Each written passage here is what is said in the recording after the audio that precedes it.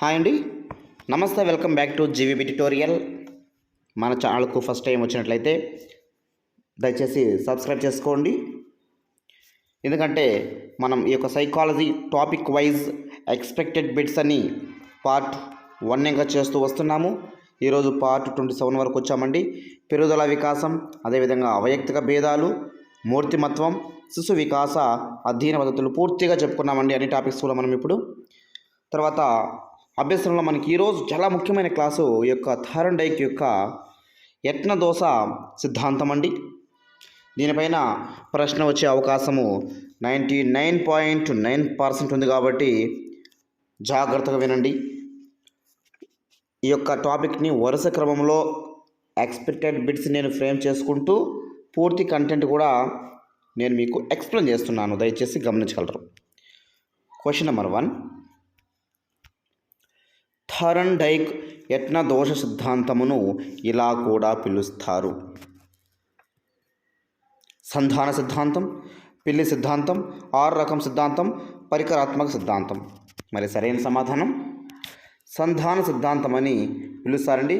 ఇవన్నీ కూడా తప్పండి. ఇవి మనల్ని కన్ఫ్యూజ్ చేయడానికి కోసం ఇచ్చినటువంటి పేరు ఇది, పిల్లి అనేది. ఇవన్నీ తప్పు.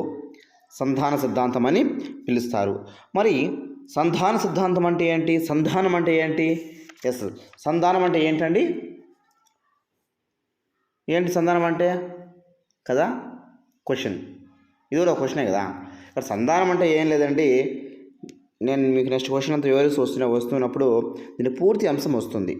బట్ ఇప్పుడు కూడా నేను మీకు తెలియజేస్తున్నాను. సంధానం అంటే ఏంటంటే ఇక్కడ ఏదైనా ఒక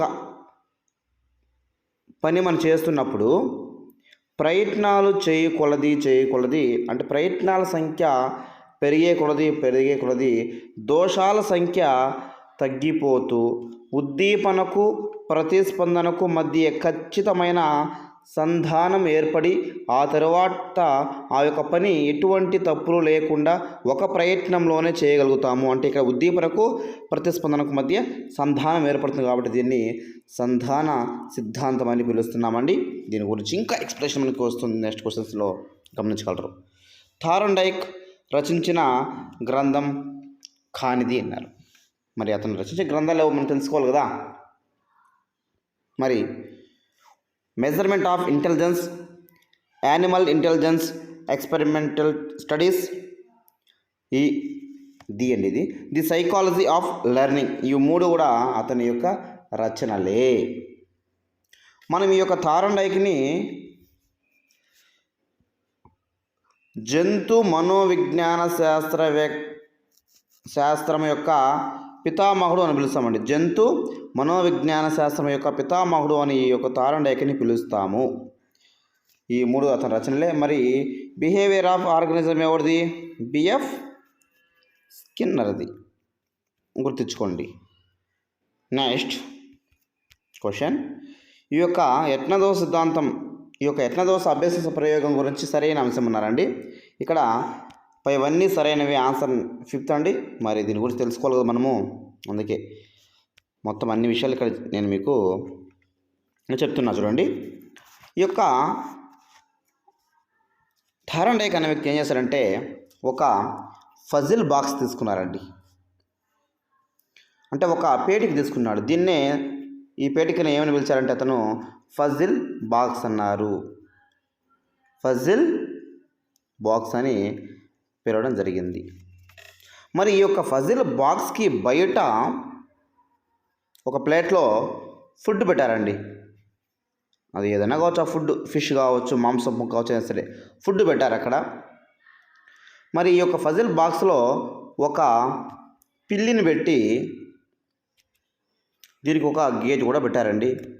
ఈ గేట్ ఓపెన్ కావాలంటే దీనికి ఒక చూడండి మీట పెట్టారు. దీనికి ఒక మీట. ఈ గేట్ ఓపెన్ కావాలంటే ఈ మీటని నొక్కితే ఆ గేట్ ఓపెన్ అవుతుంది అన్నమాట. చూడండి, ఫజిల్ బాక్స్లో ఆకలితో ఉండే ఒక పిల్లిని ఉంచి దానికి బయట కనపడే విధంగా ఆహారాన్ని ఇక్కడ ఏర్పాటు చేశారు. మరి పిల్లి శరీరము యాదృచ్ఛికంగా అనుకోకుండా పిల్లి ఈ ఫుడ్ కోసం రావాలని ఎన్నో ప్రయత్నాలు చేస్తూ ఉన్నప్పుడు అనుకోకుండా పిల్లి యొక్క శరీరము యాదృచ్ఛికంగా అంటే అనుకోకుండా మీటను తాకినప్పుడు తలుపు టింగిన ఓపెన్ అయిందంట. ఓపెన్ అయిన వెంటనే సర్రం వచ్చేసి ఇది ఫుడ్ తినేసి ఇంకా మళ్ళీ దాంట్లోకి పోతుంది. అది ఎట్లా వెళ్ళిపోయింది, నెక్స్ట్ మంచి వెళ్ళిపోయింది. తర్వాత మరుసటి రోజు మళ్ళీ ఏం చేస్తారంటే ఆ పిల్లిని ఎత్తుకుని దాంట్లోకి వేస్తాం, బోన్లోకి ఫుడ్ మళ్ళీ పెట్టాము. ఇక్కడ మీట ఉంది, డోర్ ఉంది.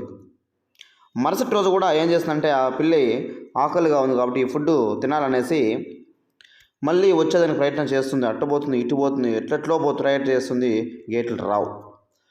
మరి అప్పుడు కూడా అనుకోకుండా ఆ యొక్క మీటను తగిలినప్పుడు ఈ డోరు ఓపెన్ అవుతుంది. మళ్ళీ వచ్చి ఇలా పిల్లి మాంసాన్ని ఆహారం తింటుందన్నమాట. ఇలా ప్రతి రోజు జరుగుతూ ఉందన్నమాట. ఒకరోజు ఏమైందంటే మరుసటి రోజు మీట, డోరు, క్యాట్. మరుసటి రోజు కూడా పిల్లి మళ్ళీ కొన్ని ప్రయత్నాల మీదట మీటను కదిలించి తలుపు తెరుచుకోవడం, ఆహారం అందుకోవడం జరిగింది. ఇలా జరుగుతూ అనేక ప్రయత్నాలు జరుగుతూ చివరగా ఒక ప్రయత్నంలోనే పిల్లి డైరెక్ట్గా వచ్చి ఆ మీటను తాకడం ద్వారా తలుపు తెరవవచ్చు అనే విషయాన్ని నేర్చుకుందనమాట. అర్థమైంది ఇప్పుడు మీకు? అంటే ఇక్కడ ఉద్దీపన కూడా ఉంది. ఉద్దీపన ఉంది కాబట్టే ఈ యొక్క ఉద్దీపన, ఇక్కడ ఆహారం ఉంది కాబట్టే ఇక్కడ ప్రతిస్పందన చేస్తుంది. అంటే ఈ సిద్ధాంతం మనం ఏమని పిలవచ్చండి? ఉద్దీపన ప్రతిస్పందన సిద్ధాంతం అని కూడా పిలవవచ్చు. స్టిములస్ రెస్పాండ్ టైప్ అనొచ్చు కదా. బిఎఫ్ స్కిన్నర్దేమో మనము చూసినట్లయితే కార్యసాధక నిబంధన సిద్ధాంతంలో ఆర్ టైప్ అన్నాం. అంతకుముందు మనం చెప్పుకున్న పావ్లోవ్ శాస్త్రీయ నిబంధన సిద్ధాంతాన్ని ఎస్ టైప్ అన్నాం. మరి ఈ యొక్క యజ్ఞదోష సిద్ధాంతాన్ని ఎస్ఆర్ టైప్ అంటున్నాం. చూడండి, అంటే ఇక్కడ ఉద్దీపనకు ప్రతిస్పందనకు రెండింటికి ప్రాధాన్యత ఉంది కాబట్టి ఉద్దీపన ప్రతిస్పందన ప్రాధాన్యత సిద్ధాంతం అని మనము ఈ సిద్ధాంతాన్ని పిలవకూడదండి? పిలవచ్చు. మరి బంధ సిద్ధాంతం అని కూడా పిలవచ్చు కదా, చెప్పుకున్నాం అప్పుడే మనము. బంధ సిద్ధాంతం అంటే ఏంటి? ఈ యొక్క ఉద్దీపనకు ప్రతిస్పందనకు మధ్య బంధం ఏర్పడుతుందన్నమాట. దీనివల్ల ఒక ప్రయత్నంలోనే పిల్లి మీటను తాకడం ద్వారా తలుపును తెరవచ్చు అనే విషయాన్ని నేర్చుకుంది కాబట్టి దీన్ని బంధ సిద్ధాంతం అని కూడా పిలుస్తారు. సంధాన సిద్ధాంతం అన్నా కూడా ఈ రెండు మధ్య బంధం ఏర్పడమే సంధానం తెలుసుకుంది కాబట్టి సంధాన సిద్ధాంతం అని కూడా పిలుస్తారు. ఇక యత్నదోష సిద్ధాంతం అంటే అనేక ప్రయత్నాలు చేయడం ద్వారా ప్రయత్నాల సంఖ్య పెరుగు కొలది దోషాల సంఖ్య తగ్గి చివరగా ఒక్క ప్రయత్నంలోనే మనము ఫలితాన్ని అభ్యసించడాన్ని ఇక్కడ మనము యత్నదోష అభ్యసన సిద్ధాంతం అని పిలుస్తాము. అర్థమైందండి? యత్నదోష అభ్యసన సిద్ధాంతంలోని పిల్లి యొక్క ఆకలి అన్నది ఏ ప్రక్రియలోని అంశము? దీనికి కొన్ని ప్రక్రియలు ఉన్నాయి ఇక్కడ అండి. మరి ఇక్కడ పిల్లి యొక్క ఆకలి ఆహారం ఇక్కడ ఉంది కదా, క్యాట్ ఇక్కడ ఉంది కదా, దీని యొక్క ఆకలి అనేది ప్రక్రియలో అంశం ఉంది. ఇక్కడ ప్రక్రియలు ఉన్నాయి కొన్ని. ఆ ప్రక్రియ మనం చూస్తే ఫస్ట్ జీవి ప్రేరణ పొందుతుందంట. ఫస్ట్ దేన్ని చూసి ఇక్కడ ప్రేరణ పొందుతుందంటే ఆహారాన్ని చూసి తినాలనే ప్రేరణ ఇది కల్పించబడుతుంది అన్నమాట. ప్రేరణ అంటే మోటివేషన్ అన్నమాట. తినాలనే జీవి ప్రేరణ అనేది ఇక్కడ ఆకలి. మరి ఇలా చూసిన తర్వాత గమ్యం వైపు నడవాలనుకుంటుంది. ఈ గమ్యం వైపు నడవాలనుకున్నప్పుడు ఎక్కడ వైపు నడుస్తున్నది? ఆకలి అనేది దాని యొక్క ప్రేరణ. ఆకలి అయింది కాబట్టి అది గమ్యం వైపు నడుస్తుంది. సెకండ్ అది అంటే ఆహారం వైపు నడవడం అనేది ఇక్కడ గమ్యం వైపు నడవడం. మరి ఇలాంటి క్రమంలో దానికి కొన్ని అడ్డంకులు ఏర్పడతాయి కదా. అడ్డంకులు ఏర్పడడం అనేది ఏంటి? ఇక్కడ మూసి ఉన్న తలుపులు అనేది ఇక్కడ దీనికి అడ్డంకి. మరి దానివల్ల ఏం చేస్తున్నది? వివిధ ప్రతిస్పందనలు చేస్తుంది. ఆ తలుపును తీయాలనే దీంతో వివిధ రకాల అలా ఇలా తిరుగుతూ అది ఇది గోక్తూ గిక్తూ వివిధ రకాల ప్రతిస్పందనలు చేస్తుంది. ఈ ప్రతిస్పందన మనం ఇక్కడ వివిధ రకాల చర్యలను కూడా పిలవచ్చు. చర్యలను కూడా పిలవచ్చు. అంటే గోలతో రక్కడము, ఊచలు కొరకడము ఇలా చేస్తూ వస్తుందన్నమాట. ఇంకా ఇది ఆకలి అనేది మనకి ఏంటి? ఇక్కడ జీవి యొక్క ప్రేరణ పొందడం అనేది ఇక్కడ ఆకలి. ఇంకా 4తో పాటు ఇంకా కొన్ని ఉన్నాయి ఇక్కడ. ఇలా జరుగుతున్నప్పుడు గోలతో గీకుతున్నప్పుడు ఈ ఊచలు కొరుకుతున్నప్పుడు ఏమవుతుందంటే యాదృచ్ఛికంగా, ఇది 5వది, యాదృచ్ఛికంగా ఫలితాన్ని పొందుతుంది. అంటే అనుకోకుండా అది తలుపు ఓపెన్ అవుతుంది, అది బయటకు వస్తుందన్నమాట. ఇలా ఆ ప్రతిస్పందనను ఎంపిక చేసుకోవడము. ప్రతిచర్య ప్రతిస్పందన రెండు ఒకటే ఇక్కడ. అంటే ఎక్కడ వెళ్ళి మనం గీకినప్పుడు ఆ తలుపు ఓపెన్ అవుతుందనే విషయాన్ని అతను కొంచెం అది ఆ పిల్లి కొంచెం ఆలోచిస్తుందన్నమాట. అప్పుడు ఆలోచించి సరిగానే ప్రతిచర్యలను తొలగించుకుంటుంది. అరే మనం ఇటువైపు వచ్చినప్పుడు మాత్రమే తలుపు ఓపెన్ అవుతుంది కాబట్టి మనం ఇటువైపు ఇంకా పోకూడదు అనేసి తన యొక్క ప్రతిచర్యలు కొంచెము తొలగించుకునేస్తుంది అనమాట. ఫలితాన్ని ఇచ్చిన ప్రతిచర్యను అంటే ఏ ఏరియా అయితే తన ఫలితాన్ని ఇచ్చిందో ఆ ఏరియాకే రావడం, అది స్థిరపరచుకోవడము, ఈ బంధాన్ని ఏర్పరచుకుంటుంది. అక్కడ రావడము అనే బంధాన్ని ఏర్పరచుకుంటుంది. ఇలా సమస్యకు ప్రతిచర్యకు మధ్య ఉన్న సంబంధాన్ని గట్టిపరుచుకుంటుంది ఈ యొక్క పిల్లి. కాబట్టి దీన్ని మేము ఏమంటున్నామంటే సంబంధం గట్టిపరుచుకుంది కాబట్టి ఇది బంధం ఏర్పరచుకునేది కాబట్టి బంధ సిద్ధాంతం అని కూడా పిలుస్తున్నాము. ఎక్కువ ఆలోచించాల్సిన అవసరం లేదండి, జస్ట్ సింపుల్గా ఆలోచన సరిపోతుంది. మరి టఫ్గా అయితే రావాలో క్వశ్చన్స్ మీకు. నెక్స్ట్ క్వశ్చన్, ఎవరి ప్రయోగం వల్ల కొత్త విషయం నేర్చుకోవడము ఒక్కసారిగా కష్టసాధ్యమని అనేక యత్నాలు చేయాలని యత్నాల సంఖ్య పెరిగే కొద్దీ దోషాల సంఖ్య తగ్గిపోతూ వస్తుంది. యత్నాల సంఖ్య పెరిగే కొద్దీ దోషాల సంఖ్య ఏమవుతుందండి? తగ్గిపోతూ వస్తుంది. తగ్గి అభ్యసనల పట్టు సాధిస్తామని తెలిపింది ఎవరి ప్రయోగం? మనకి థార్న్డైక్ ప్రయోగం, యత్న దోష సిద్ధాంతం అనే విషయాన్ని మనము గుర్తుంచుకోవాలి. అంటే ఇక్కడ మనము ఒక నూతన అంశమును నేర్చుకునేటప్పుడు ఒక్కసారిగా మనం ఆ విషయం నేర్చుకోలేం. ఫర్ ఎగ్జాంపుల్ సైకిల్ తొక్కడం కావచ్చు, 1వ తరగతిలో చేరిన పిల్లవాడు రాత అందంగా రాయడం కావచ్చు, ఇంకా రకరకాల పనులండి. కొన్ని నృత్యాలు, పాటలు పాడడం కావచ్చు, బొమ్మలు వేయడం కావచ్చు, క్రికెట్ ఆడడం కావచ్చు, ఎన్ని గేమ్ కూడా ఇక్కడ మనం చూసినట్లయితే ఇక్కడ కొత్తగా మనం నూతన అంశాన్ని నేర్చుకోలేము. మరి అనేక ప్రయత్నాలు చేసి యత్నాల సంఖ్య పెరిగే కొద్దీ, అంటే ఆ యొక్క ప్రయత్నాల సంఖ్య పెరిగే కొద్దీ మన తప్పులు తగ్గించుకుంటూ దోషాలు తగ్గించుకుంటూ ఈ యొక్క ఉద్దీపనకు ప్రతిస్పందనకు మధ్య ఖచ్చితమైన సంధానం ఏర్పడుతుంది. ఆ తర్వాత మనం ఏ కృత్యం చేసినా సరే, కృత్యం అంటే ఇక్కడ పని అండి, ఏ పని చేసినా కూడా తప్పు లేకుండా ఒక ప్రయత్నంలోనే పూర్తి చేయగలుగుతాము. ఫర్ ఎగ్జాంపుల్ కాపీ రైటింగ్ మనం చూసినట్లయితే చిన్నపిల్లవాడు ఫస్ట్ మనం 1వ తరగతిలో పలక రాయమంటే, ఆ పిల్లవాడు పలక రాయమంటే పాని ఇట్లా అంటాడు, తలకటి అంటాడు. ఇంకో పిల్లగాడేమో ఇట్లా అంటాడు, మళ్ళీ దానికి కొమ్మి ఇట్టిస్తాడు, ఇక్కడ తలకటిస్తాడు. నేను గమనించానండి చిన్న పిల్లవాళ్ళని. ఇంకొంతమంది పిల్లలేమో ఇట్లా నేస్తారు, 2-3 సార్లు నేస్తారు, ఇట్లా తలకట్టి ఇట్లా అంటారు, కొమ్మి ఇట్లని తలకట్టి అంటారు ఇట్లా. మరి ఇలా రాయంగా కొద్ది రోజులకి, ఒక 10-20 రోజులకి ఏమవుతుంటే ఆ పిల్లడు పాని ఇలా స్పష్టంగా రాయడం జరుగుతుంది. అంటే ఇక్కడ ప్రయత్నాల సంఖ్య పెరిగే కొద్దీ ఏమైందంటే దోషాల సంఖ్య తగ్గి, ఒకరోజేమో ఇలా రాసింటాడు, ఇంకో రోజు కొంచెం ఇట్లా రాస్తాడు, ఇంకో రోజు ఇట్లా రాస్తాడు, ఇంకో రోజు ఇట్లా రాస్తాడు, చివరికి ఈ విధంగా రాస్తారన్నమాట. అంటే ప్రయత్నాల సంఖ్య పెరిగే కొద్దీ ఇక్కడ ఏమవుతుంది? దోషాల సంఖ్య తగ్గుతూ ఈ యొక్క అభ్యసనంలో పట్టు సాధిస్తాడు. థార్న్డైక్ అనమాట ఇది. సరేనా? బాగా అర్థమైందండి యత్న దోష సిద్ధాంతము. అక్కడ ఇక్కడ ఇచ్చేస్తాం కూర్చొని చూడండి. సైకిల్ తొక్కడం కావచ్చు, ఈత కొట్టడం కావచ్చు, తొలిదశలో పలకపై రాత రాయడం కావచ్చు, నృత్యము, ఇలా ఎన్నో చర్యలు క్రింది అభ్యాసం ద్వారా జరుగుతాయి. అంటే ఏదండి? యత్న దోష సిద్ధాంతము. యత్న దోష సిద్ధాంతం మరో పేరంటే ఇక్కడ సంధాన సిద్ధాంతము, బంధ సిద్ధాంతము, ఆర్ఎస్ సిద్ధాంతం. మరి ఏ పేర్లు ఇక్కడ మనకు కనిపించట్లేదు. మరి ఇక్కడ సరైన సమాధానం ఏంటి అంటే దీనికి ఇంకో పేరు ఉందనేసి మనం గుర్తుంచుకోవాలి కదా. మరి ఆ పేరే విజయ పథావరణ రీతి అభ్యసనము. విజయ పథావరణ రీతి అభ్యసనం అండి. విజయ పథావరణ రీతి అభ్యసనం. యత్న దోష అభ్యసనకు చెందినది. అభ్యసనం జరగడంలో అనేక యత్నాలు క్రమంగా దోషాల సంఖ్య తగ్గించే ప్రయత్నం జరుగుతుంది. అభ్యాసం యొక్క పునరావృత్తాలపై ఆధారపడి ఉంటుంది. చలన కౌశలాలు నేర్చుకోవడానికి ఇది బాగా ఉపయోగపడుతుంది. ఇది చాలా కఠినమైన అభ్యసన విధానం. మరి ఇక్కడ చెందనది కాబట్టి చెందే అంశాలు మనం చూసినట్లయితే అభ్యసనం జరగడంలో అనేక యత్నాలు క్రమంగా దోషాలు తగ్గించే ప్రయత్నం జరుగుతుంది కదా, కరెక్టే ఇది. మరి అభ్యసనం అనేది ఇక్కడ అభ్యాసం యొక్క పునరావృత్తాలపైన ఆధారపడి ఉంటుంది. అంటే ఎక్కువసార్లు ఆ యొక్క అభ్యాసం మనం పునరావృతం చేస్తూ ఉండడం పైన ఇక్కడ అభ్యాసం అనేది ఆధారపడి ఉంటుందన్నమాట. మరి చలన కౌశలాలు నేర్చుకోవడానికి ఇది బాగా ఉపయోగపడుతుంది, అంతే కదండి.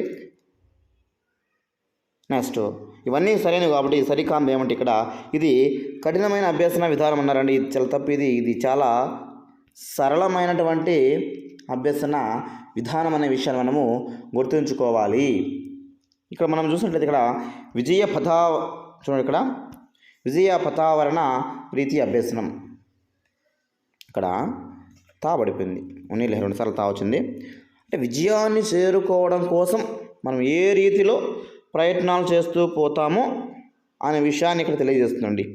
విజయాన్ని అందుకోవడం కోసం మనం చేసే ప్రయత్నాలు ఇక్కడ విజయ పథావరణ రీతి అభ్యసనంగా చెప్పవచ్చు అనమాట. దానికి మరో పేరు, యత్న దోషానికి మరో పేరు ఇది. అది కన్ఫ్యూజ్ కావాల్సిన అవసరం ఏం లేదండి. పోతా ఎక్కువ చేరింది మధ్యలో వచ్చంతే. Next question number 8. మనం ఇక్కడ ఈ తారుండైకు ఈ యొక్క యత్నదోష సిద్ధాంతం ఆధారంగా ప్రతిపాదించినటువంటి అభ్యసన ప్రధాన నియమాలు 3: సంసిద్ధత నియమం, అభ్యాస నియమం, ఫలిత నియమం. మరి వీటిలో భాగంగానే ఈ యొక్క అభ్యాస నియమాన్ని నవ్యత్వ సూత్రమని, రెండవది తరచుదన సూత్రమని చెప్పారు. మరలా ఈ యొక్క తరచుదన సూత్రంలో ఉపయోగిత సూత్రము, నిరుపయోగిత సూత్రం చెప్పారండి. ఇవన్నీ ఆర్డర్ వైజ్ మనం క్వశ్చన్ ఫ్రేమ్ చేస్తాము. చూడండి, ఫస్ట్ క్వశ్చన్ ఇక్కడ ప్రభావవంతమైన శిక్షణ సదుపాయాలు కల్పించినప్పటికీ పరిపక్వత లేని కారణంగా విద్యార్థి అభ్యసనం జరగలేదు. దీనిని వివరించే అభ్యసన సూత్రం ఏంటి అంటే, ప్రభావవంతమైన శిక్షణ సదుపాయాలు కూడా మనం కల్పించాం, అయినప్పుడు కూడా బిడ్డలో పరిపక్వత లేదు కాబట్టి అభ్యసనం చేయలేదు. మరి దీన్ని వివరించే అభ్యసన నియమం ఏంటి? ఇవి ప్రధాన నియమాలు. ఇవి ఏంటి అంటే సంసిద్ధత నియమం. సంసిద్ధత ఎప్పుడు వస్తుందంటే బిడ్డకి పరిపక్వత వస్తే సంసిద్ధత కలుగుతుంది. అంటే ఏ వయసులో ఏది నేర్పించాలో అదే నేర్పించాలి. 1 సంవత్సరం పిల్లవాడికి ఈత నేర్పించక అవుతుందా? కాదు. 2 సంవత్సరాల పిల్లవాడికి మోటార్ సైకిల్ నేర్పించడం వీలవుతుందా? కాదు. కాబట్టి ఇక్కడ ఈ యొక్క సంసిద్ధత నియమం అనేది ముఖ్యంగా మనం గమనించినట్లయితే బిడ్డలో శారీరక పెరుగుదలతో పాటు మానసిక పరిపక్వత ఉంటేనే అతను అభ్యసించడం కోసము సంసిద్ధుడిగా ఉంటాడు. అర్థమైందండి? కాబట్టి శారీరక సంసిద్ధత వయస్సు మరియు పరిపక్వత పైన ఆధారపడి ఉంటుంది. అర్థమైందా? అంటే తగినంత వయస్సు రాకోకుండానే అతను మనం ఏమి నేర్పించలేము. ఇంకా అతను మనం సంసిద్ధులు రెడీనెస్గా చేయకుండా కూడా ఏమీ నేర్పించలేము. ఫర్ ఎగ్జాంపుల్ మనకి గతంలో చెప్తూ ఉన్నటువంటి నిర్వచనం ఏంటంటే, గుర్రాన్ని నీటి దగ్గర వెళ్ళొచ్చు కానీ మనము దానితో నీరు తాగించలేమండి. దానికి ఆకలి అయితే, నీరు దప్ప అయితే అదే తాగుతుంది. అది సంసిద్ధిగా లేదు. మరి మనం ఎంత ప్రయత్నం చేస్తే మాత్రం నీరు తాగుతుంది? తాగదు. దానికి ఆకలి అయితేనే, అది సంసిద్ధిగా ఉంటేనే అది నీరు తాగలుగుతుంది. కాబట్టి విద్యార్థి కూడా మన యొక్క పాఠశాలలో అభ్యసనం చేయడం కోసము సంసిద్ధంగా ఉండాలి. సంసిద్ధంగా ఉండే విధంగా మనం అతనికి ప్రేరణ కలిగించాలి. అంటే పాఠ్యాంశాన్ని బోధించే ముందు మనం ఏం చేస్తామంటే బిడ్డలకి ప్రేరణ కలిగించి ఒక మోటివేషన్తో స్టార్ట్ చేసి పాఠ్యాంశాన్ని కొనసాగించాలి. గుర్తుందా? మనం కూడా పాఠశాలలో అలా చేస్తుంటాం. మీరు డిఎడ్ బిఎడ్ చేస్తున్నప్పుడు స్కూల్కి అబ్జర్వేషన్ క్లాస్ వెళ్ళినప్పుడు కావచ్చు, ప్రాక్టికల్స్కి వెళ్ళినప్పుడు కావచ్చు, మీరు ఇలాంటి సంసిద్ధత కార్యక్రమాలు చేపట్టే పాఠ్యాంశాన్ని బోధించాలి. అర్థమైందండి? నెక్స్ట్ అలాగే బోధించేస్తామనుకో, ఆ ఉపాధ్యాయునికి తెలియంది ఏంటి? ఒక విద్యార్థికి ఒక 4 సంవత్సరముల విద్యార్థిని ఉపాధ్యాయుడు 1వ తరగతిలో జాయిన్ చేసుకున్నట్లయితే అతనికి తెలియని విషయం ఏంటి అంటే, 4 సంవత్సరాలకి సంసిద్ధంగా ఉన్నాడు నేర్చుకోవడం కోసం విద్యార్థి. 5 సంవత్సరం దాటిన తర్వాత మాత్రమే అతను 1వ తరగతిలో చేర్చుకోవాలనే విషయం అతను తెలియకపోవడం మాత్రమే. నెక్స్ట్ ఉపాధ్యాయుడు తరగతి గదిలో చెప్పిన లెక్కలు ఏవైతే లెక్కలు ఉన్నాయో ఆ లెక్కలకి మాదిరి లెక్కలు అంటే మోడల్ లెక్కలు అనేకంగా ఇంటి పనిగా ఇవ్వడమును తెలియజేయు అభ్యసన నియమం ఏంటి? ఎందుకోసం మనం ఇంటి పనిగా ఇస్తాము అక్కడ లెక్కలు కొన్ని అంటే అతను అభ్యాసం ఎక్కువ చేయాలనేసి కదా అభ్యాస నియమం. అభ్యాసం అంటే ఏంటి అంటే ఒక కృత్యాన్ని ఎక్కువ సార్లు చేయడము లేదా ఎక్కువ సార్లు రాయడము ఎక్కువ సార్లు పలకడము చదవడము ఈ అంశాలన్నీ కూడా అభ్యసన నియమంలో ముడిపడి ఉంటాయన్నమాట. అభ్యాసం కూసు విద్య సాధనమున పనులు సమకూరు ధరలోన అనే అంశం దేనికి సంబంధించినండి? అభ్యాస నియమానికి సంబంధించింది. మరి ఈ యొక్క అభ్యాస నియమంలోనే నవ్యత్వ సూత్రము తరచుదన సూత్రం అనేసి రెండు చిన్న సూత్రాలు ఉన్నాయండి.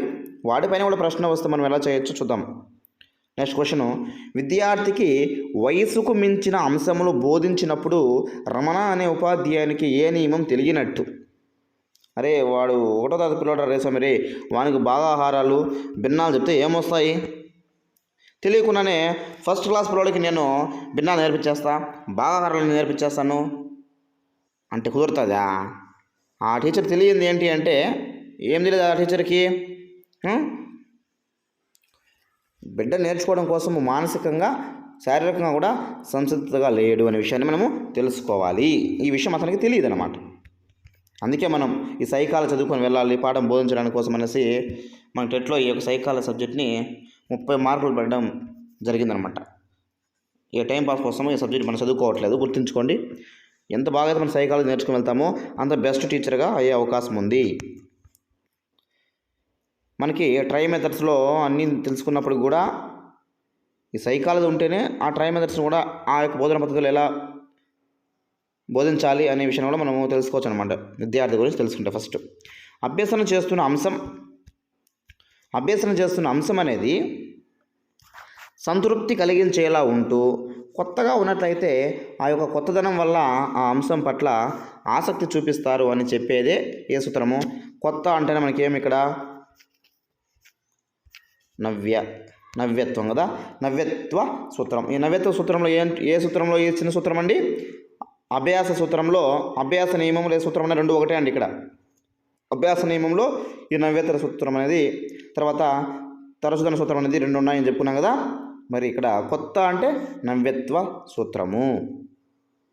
అర్థమైందా? నెక్స్ట్ క్వశ్చన్, ఆసక్తిదాయకంగా అంటే చాలా ఇంట్రెస్టబుల్గా ఆసక్తిదాయకంగా నూతనంగా ఉండే చర్యను చాలా ఎక్కువసార్లు ఆచరించడం వల్ల ఉద్దీపన ప్రతిస్పందన మధ్య సంధాన బలం పెరుగుతుంది, తద్వారా అభ్యసనం స్థిరపడుతుంది అని చెప్పే సూత్రం ఏంటి?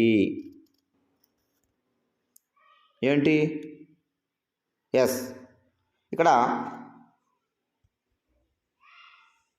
తరచుదన సూత్రం ఉంది, పౌనఃపున్య సూత్రం ఉంది, నవ్యత్వ సూత్రం ఉంది. 2 and 3 ఉంది ఇక్కడ.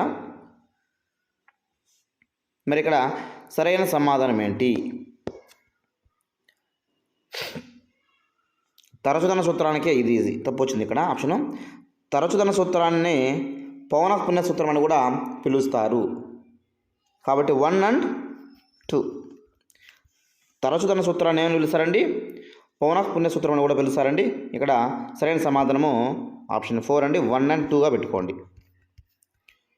ఒక పనిని తరచుగా చేయడం వల్ల వ్యక్తికి ఉపయోగము కలిగితే దాని పట్ల ఇంకా శ్రద్ధ చూపి దానిని తరచుగా సాధన చేస్తాడు. అంతే కదా, మనం ఏదైనా పని చేసినప్పుడు మనకి దాని నుంచి ఉపయోగం ఉంది అనిపిస్తేనే, ఉపయోగం కలిగితేనే చేస్తాం, మళ్ళా చేస్తాం. తరచుగా అంటే మళ్ళా చేస్తూ వస్తామన్నమాట.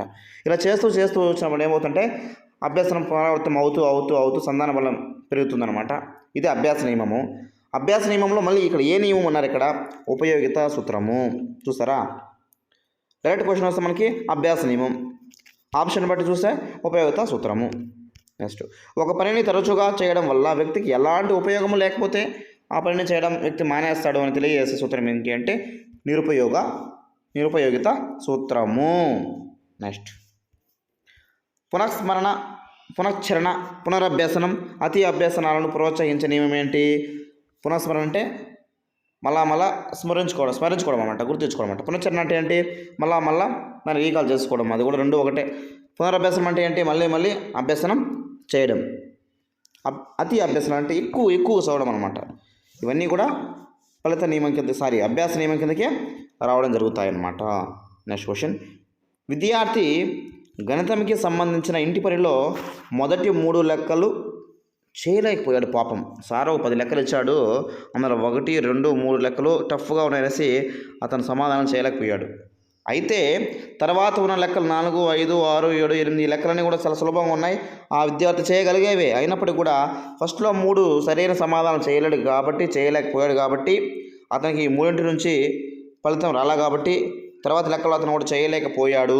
సులభమైనప్పటికీ కూడా తప్పు ఆన్సర్లు వచ్చే విధంగా చేశాడు. మరి దీని గురించి వివరించే సూత్రం ఏంటి అంటే ఫలిత నియమము. ఎందుకంటే ఫలితం అతనికి రాలా, ఈ ఫస్ట్ 3 అతనికి ఫలితం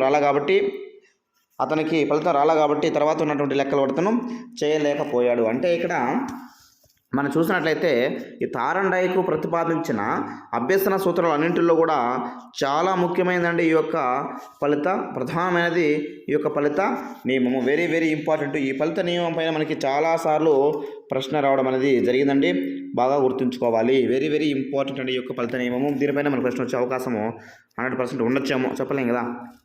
అంటే ఇక్కడ ప్రేరణ ప్రతిచర్యల మధ్య బంధం ఏర్పడి అభ్యాసము జరిగి ఆ ప్రతిస్పందనల వల్ల ఆనందం కలిగి సంతృప్తికరమైన ఫలితాలు కలిగితే ఆ చర్య తిరిగి పునరావృతం చేస్తామన్నమాట. దీనిని ఏమంటామంటే ఫలిత నియమము అని అంటాం. ఫర్ ఎగ్జాంపుల్ మనం పాఠశాల స్థాయిలో కూడా ఏదో విధంగా బిడ్డకి ఫలితం ఇస్తేనే అతను మళ్ళీ అభ్యాసం చేయగలుగుతాడు, మంచి మార్కులు తెచ్చుకోగలుగుతాడు కదా.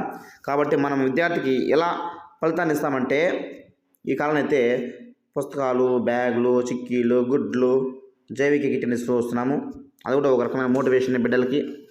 అయితే ర్యాంకులు, గ్రేడులు, మార్కులు, అర్థమైందా, పొగడ్తలు, ఇవన్నీ కూడా విద్యార్థికి ఫలిత నియమాన్ని ఇస్తాయి. ఇంకా విజయం కావచ్చు, అపజయం కావచ్చు, ఉత్తీర్ణత, అనుత్తీర్ణత, సాఫల్యము, వైఫల్యము, పొగడ్తలు, విమర్శలు, ఇవన్నీ కూడా ఫలిత నియమాన్ని ప్రభావితం చేస్తాయి.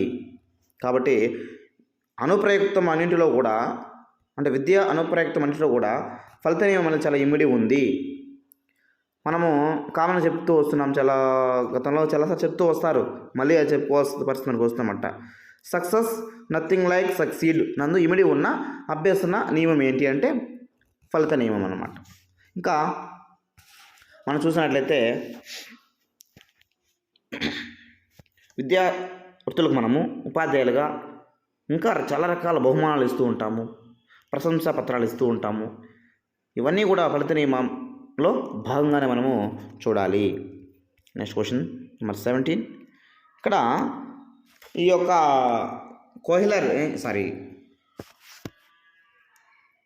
థారండైక్ ఈ ప్రతిపాదించిన యత్నదవ సిద్ధాంతంలో ప్రధాన నియమాలుగా మనము అభ్యాస నియమము, సంసిద్ధ నియమం, ఫలిత నియమం చెప్పుకున్నాం కదా. దాంతోపాటు ఇతను ద్వితీయ శ్రేణి నియమాలు కొంచెం చెప్పారండి. ద్వితీయ శ్రేణి నియమాలు అవే కాల వ్యవధి నియమము, సారూప్య లేదా సాదృశ్య నియమము, దాంతోపాటు సామీప్యత సంసర్గ నియమము, సంబంధిత నియమము, దాంతోపాటు పాక్షిక చర్య నియమము, బహుళ ప్రతిస్పందన నియమం గురించి కూడా చెప్పాడు. వాటిపైన కూడా ప్రశ్నలు వస్తే వాళ్ళు టఫ్గా రావాలనుకుంటే వాటిపైన వస్తాయి. అదైతే మనకైతే ఇక్కడ నుంచి అయితే అంత పెద్ద ఇంపార్టెంట్ అయితే ఏం కాదండి. గతంలో క్వశ్చన్ వచ్చినట్టు దాఖలాలు అయితే లేవు.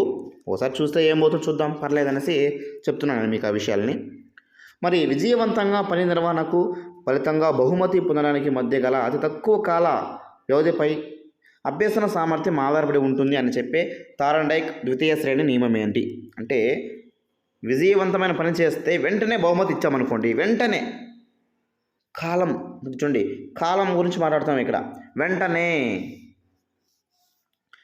విజయవంతంగా పని నిర్వహణ జరిగిన తర్వాత ఫలితంగా బహుమతి మనం ఇస్తున్నాము. తక్కువ కాల వ్యవధిలో ఇస్తున్నాం కాబట్టి కాల వ్యవధి గురించి వచ్చింది కాబట్టి ఇది కాల వ్యవధి నియమము. ఇలా జరిగినప్పుడు మాత్రమే తక్కువ కాలంలో అతనికి ఏదైనా ఇస్తే వారి యొక్క అభ్యసన సామర్థ్యంపై అది ఆధారపడి ఉంటుంది అని తెలియజేస్తున్నారు ఇక్కడ కాల వ్యవధి నియమం. గణిత శాస్త్ర పరిజ్ఞానం వల్ల భౌతిక శాస్త్రంలో సమస్యలను సాధించుట సులువుగా జరుగుతుంది. దీనిని వివరించే థారండైక్ ద్వితీయ శ్రేణి నియమం ఏంటి అంటే, గణితంలో వచ్చినటువంటి కొన్ని లెక్కలే ఫిజికల్ సైన్స్ మనకి వస్తూ ఉంటాయి కదా, అంటే సారూప్యంగా ఉంటాయి అన్నమాట, సాదృశ్యంగా ఉంటాయి కాబట్టి చేయగలుగుతున్నాడు బిడ్డ అనేసి దీని అర్థం అన్నమాట. అంటే మనం అభ్యాసం చేసే అంశాల మధ్య ఏముంటుంది ఇక్కడ, అభ్యాసం చేసే అంశాల మధ్య సారూప్యత ఉందన్నమాట, దగ్గర పోలిక అని అర్థం. మెరుపు అనగానే వెంటనే సంభవించే ఉరుము గుర్తొస్తుంది, మెరుపులు ఉరుములు గుర్తొస్తాయి వెంటనే. 1947 అంటే మనకి ఏం గుర్తొస్తుంది వెంటనే, భారతదేశ స్వాతంత్రం గుర్తుకొస్తుంది. అంటే ఇట్లా ఏదైనా ఒక అంశం చెప్పినప్పుడు దానికి సంసర్గంగా ఉండే సామీప్యతగా ఉండే అంశం గుర్తుకు రావడమే సామీప్యత సంసర్గ నియమము. అర్థమైందండి? రెండు విషయాలు వెంటనే సంభవించినప్పుడు ఆ రెండింటి మధ్య సంసర్గం ఏర్పడి వాటి అభ్యసనం ఏమవుతుందండి, సులభతరం అనేది అవుతుంది అని ఈ యొక్క తారండేకు తెలియజేశాడు. నేర్చుకునే అంశానికి సంబంధించిన సన్నిహిత అంశములను సహసంబంధం చేసి అభ్యసనం చేసినట్లయితే అభ్యసనం సులువుగా జరుగుతుంది అని వివరించిన ద్వితీయ శ్రేణి నియమం ఏంటి? ఒక అంశం గురించి నేర్చుకుంటున్నప్పుడు మనము దానికి సంబంధించిన చుట్టుపక్కల దగ్గర దానికి సంబంధించిన అంశాలన్నీ కూడా నేర్చుకోవడమే. ఇలా నేర్చుకోవడం వల్ల ఏమవుతుందంటే మనకి ఆ అంశం పట్ల ఒక క్లారిటీ ఏర్పడి ఎక్కువ కాలం గుర్తుంచుకుంటామండి, అభ్యసనం బాగా జరుగుతుంది అని తెలియజేసే ద్వితీయ శ్రేణి నియమం అండి. తారండేక్ ప్రకారం ఏంటి, సంబంధిత నియమము, సంబంధిత నియమం అన్నమాట. For example,